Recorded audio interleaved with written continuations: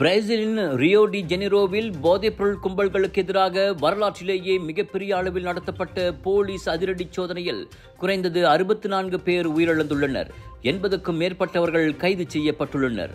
சுமார் 2500 போலீசார் மற்றும் இராணுவத்தினர் கலந்து கொண்ட இந்த மாபெரும் நடவடிக்கை கொமாண்டோ வெமல்ஹோ என்ற சக்தி வாய்ந்த போதைப்பொருள் கும்பலை குறிவைத்து நடத்தப்பட்டது.